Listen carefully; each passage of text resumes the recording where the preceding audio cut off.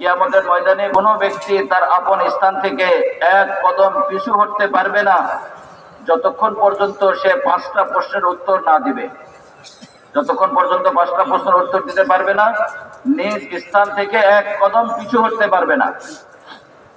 প্রথম প্রশ্ন যেটা তাকে করা হবে, যে তোমাকে একটা জিন্দেগি দেওয়া হয়েছিল, বড় দামি আর মূল্যবান সময়ের জিন্দেগি, তোমার হায়াত থেকে নিয়ে মওত পর্যন্ত এই পুরা জিন্দেগিটাকে কোন জায়গায় কাটাইছো, কিভাবে কাটাইছো?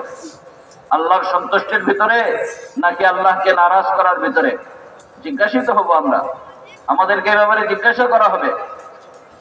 আর দ্বিতীয় হইতেছে, এই পুরা জিন্দেগির ভিতরে একটা বিশেষ সময় যৌবনকাল, এই যৌবনকাল সম্পর্কে বিশেষভাবে জিজ্ঞাসা করা হবে যে যৌবনকাল কোথায় কাটাইছে, নিজের মন মতো খায়সাতের ভিতরে নাকি আল্লাহ তাআলার হুকুমের অধীন হইয়া? কিয়ামতের ময়দানে এটা জিজ্ঞাসা করা হবে। তো যে ব্যক্তি তার জওয়ানিকে আল্লাহ তাআলার ইবাদতের ভিতরে কাটাবে, আল্লাহকে সন্তুষ্ট করার ভিতরে কাটাবে, তো কিয়ামতের ময়দানে আল্লাহ তাআলা 7 ব্যক্তিকে আরশের ছায়ার নিচে জায়গা দান করবেন। তার ভিতরে এক ওই যুবক হবে যে যৌবনকালে আল্লাহ তাআলার ইবাদত করছে, যে তার যৌবনকালটাকে আল্লাহ তাআলার ইবাদতের ভিতরে কাটাইছে। আল্লাহ তাআলা তাকে ওই কিয়ামতের ময়দানে, যেদিন আল্লাহ তাআলার আরশের ছায়া ব্যতীত আর কোনো ছায়া থাকবে না, ওই ছায়ার ভিতরে আল্লাহ তাআলা জায়গা দান করবেন। এই জন্য যৌবনকাল একটা বড় মহা মূল্যবান সম্পদ মানুষের জন্য।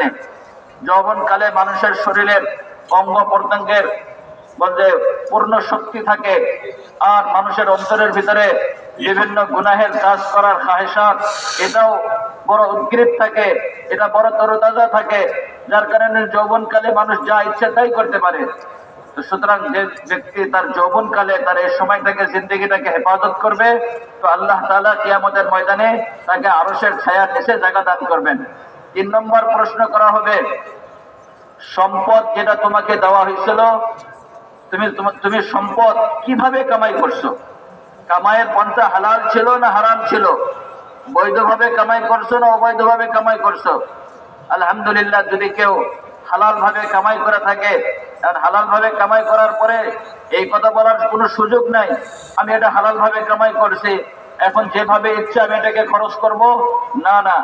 প্রশ্ন হবে কিভাবে কামাই করছো, এটারও যেরকম প্রশ্ন হবে ঠিক তদ্রূপ প্রশ্ন হবে এটাকে কোন জায়গায় খরচ করছো। আমার আল্লাহ তাআলার সন্তুষ্টির ভিতরে এটাকে খরচ করা হয়েছে নাকি আল্লাহর নাফরমানির ভিতরে খরচ করা হয়েছে, এটা সম্পর্কেও জিজ্ঞাসা করা হবে।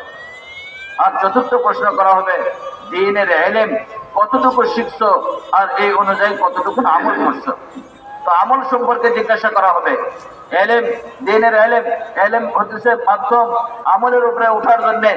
ইলম সম্পর্কে জিজ্ঞাসা, আর তদ অনুযায়ী আমল কতটুকু হয়েছে এটা সম্পর্কে জিজ্ঞাসা করা হবে।